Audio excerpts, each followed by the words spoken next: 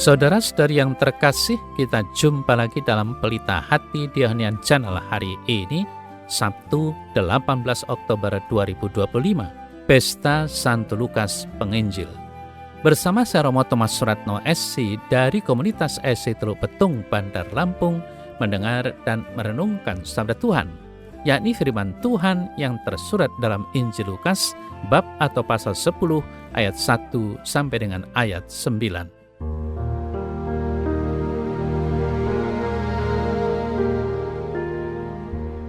Pada waktu itu Tuhan Yesus menunjuk 70 murid, lalu mengutus mereka berdua-dua mendahuluinya ke setiap kota dan tempat yang hendak dikunjunginya. Katanya kepada mereka, "Tuaian memang banyak, tetapi pekerja sedikit.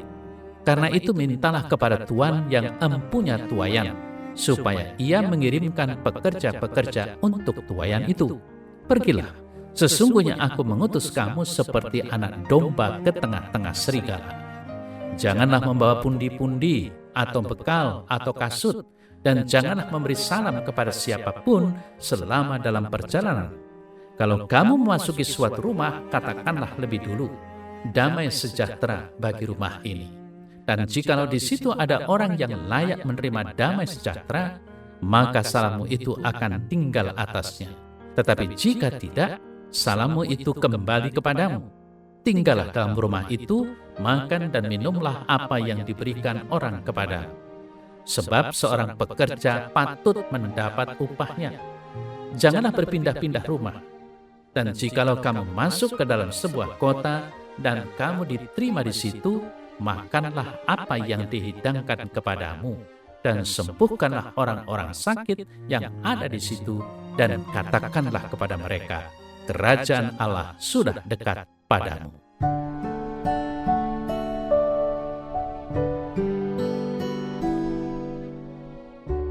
Saudara-saudari yang terkasih, Tuhan Yesus memilih dan mengutus 70 murid untuk pergi mewartakan kabar gembira. Mereka itu diutus berdua-dua. Tentu saja kita dapat bertanya, mengapa perlu berdua-dua? Mengapa tidak sendirian saja dalam mewartakan Injil? Jawabannya jelas, bahwa sisi komunitas sangat ditekankan. Ingat bahwa dimensi komunitas dasarnya adalah Trinitas, di mana Yesus pun diutus ke dunia ini selalu disertai oleh Roh Kudus. Demikian halnya saudara-saudari yang terkasih dengan para murid diutus berdua-dua supaya mereka saling melengkapi satu sama lain serta saling memperhatikan satu sama lain.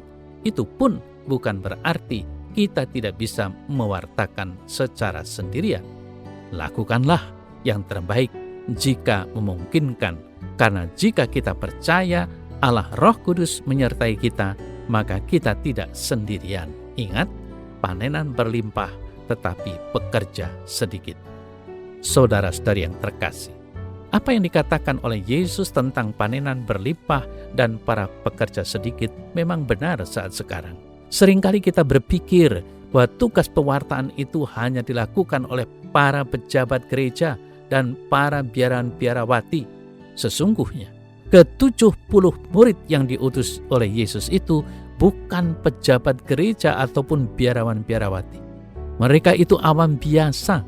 Jadi, sebenarnya peran awam dalam pewartaan sangat penting, apalagi di masa kini. Para imam dan kaum awam itu seperti dua sisi koin, di mana mereka sangat saling membutuhkan. Ingatlah, setiap kali imam merayakan misa kudus, disitulah puncak dan sumber hidup Kristiani. Kemudian ritus penutup misa, umat pun kaum awam maksudnya diutus. Saudara-saudari yang terkasih, Yesus selanjutnya mengingatkan bahwa mereka yang diutus itu seperti domba di tengah serigala. Maksudnya ketika kita menjalankan perutusan, kita akan menghadapi situasi dan kondisi yang menantang, bahkan tantangan yang mengancam hidup kita. Lalu sadarilah bahwa entah kita menjalankan perutusan dengan bersaksi dalam bentuk kata-kata maupun melalui tindakan, tantangan itu selalu ada. Apalagi kita umat Katolik yang hidup di kalangan mayoritas yang berbeda agama dengan kita. Mendengar nama Kristen atau Katolik saja, mereka sudah bereaksi yang berbeda-beda. Selanjutnya, saudara-saudara yang terkasih, Yesus pun berpesan bahwa setiap murid yang diutus itu selalu mengatakan damai sejahtera kepada setiap orang yang dijumpainya. Jika damai itu diterima, maka salam itu akan tinggal atasnya. Jika tidak, damai itu akan kembali kepada kita, dan itu tidak sia-sia, bukan? Jadi, saudara-saudari yang terkasih, warta Injil hari ini bisa ditarik kesimpulan dalam 3 hal yang perlu kita perhatikan bersama. Yang pertama adalah komunitas. Kita diutus bersama-sama.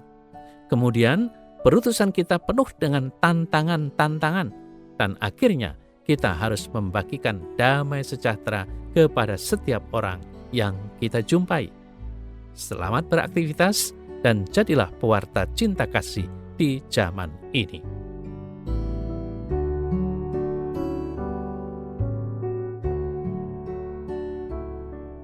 Dalam nama Bapa dan Putra dan Roh Kudus. Amin. Ya Tuhan Yesus, sertailah aku selalu dengan kuat kuasa-Mu, sehingga aku mampu untuk menjadi pewarta dan menjalankan perutusan-Mu dimanapun aku berada. Amin. Semoga Allah yang Maha Kuasa memberkati saudara dalam nama Bapa dan Putra dan Roh Kudus. Amin.